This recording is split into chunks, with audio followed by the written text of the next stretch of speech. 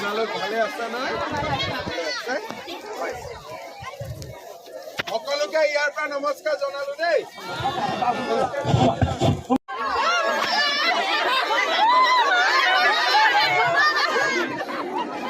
আপোনালোক খবৰ ভাল পাইছে পাৰে?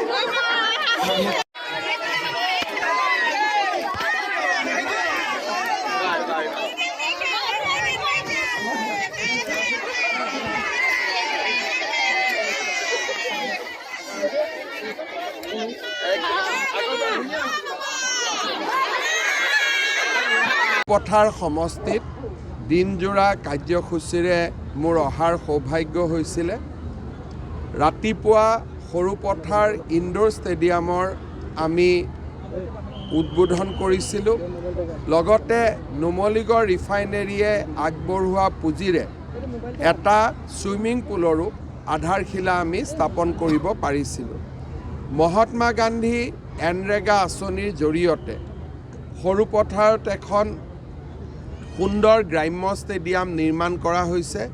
তাৰো শুভ উদ্বোধন আজি আমাৰ কৰাৰ সৌভাগ্য হ'ল।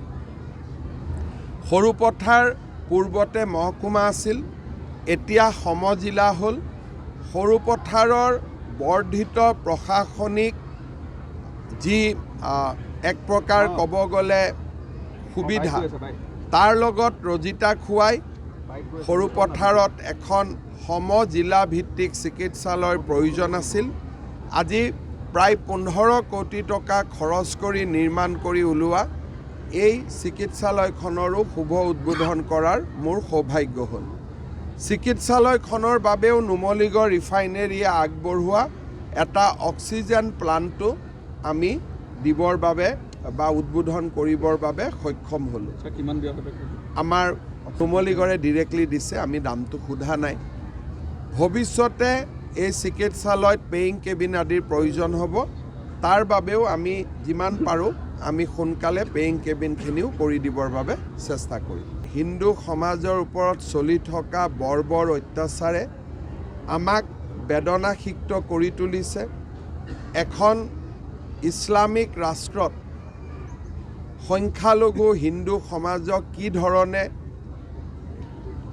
নিৰ্মম অত্যাচাৰ চলোৱা হৈছে তাক প্ৰত্যক্ষ কৰি আমাৰ সকলোৰে চকু মেল খাইছে। আগতে পাকিস্তানত অত্যাচাৰ হৈছিলে, এতিয়া বাংলাদেশত অত্যাচাৰ হৈছে। ই এটা কথা স্পষ্টভাৱে প্ৰমাণ কৰিছে যে যি দেশ ধৰ্মীয় গোড়ামী ভিত্তিত নিৰ্মাণ হয় বা যি দেশৰ জনসাধাৰণে ধৰ্মৰ নামত অত্যন্ত গোড়ামী কৰিবলৈ আৰম্ভ কৰে, সেই সমাজে সংখ্যালঘু লোকসকলক নিৰাপত্তা দিব নোৱাৰে।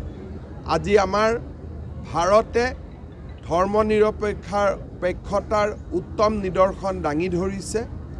মই আশা কৰোঁ যে পাকিস্তান, বাংলাদেশৰ দৰে দেশসমূহে ভাৰতৰ পৰা শিকিব আৰু আমাৰ দেশৰ ভিতৰত যিসকল ব্যক্তি আছে, যিসকলে পাকিস্তান বা পাকিস্তানৰ ক্ৰিকেট দল আদি জিকিলে আনন্দ প্ৰকাশ কৰে, তেওঁলোককো মই অনুৰোধ কৰিম যে আপোনালোকে চাওক যে বাংলাদেশ, পাকিস্তানৰ দৰে ৰাষ্ট্ৰই আমাৰ সমাজক সুৰক্ষিত দিব নোৱাৰে। তেওঁলোকক অন্ধ অনুকৰণ আমি বন্ধ কৰিব লাগে আৰু আমি আমাৰ সমাজখন সুৰক্ষিত কৰিব লাগে।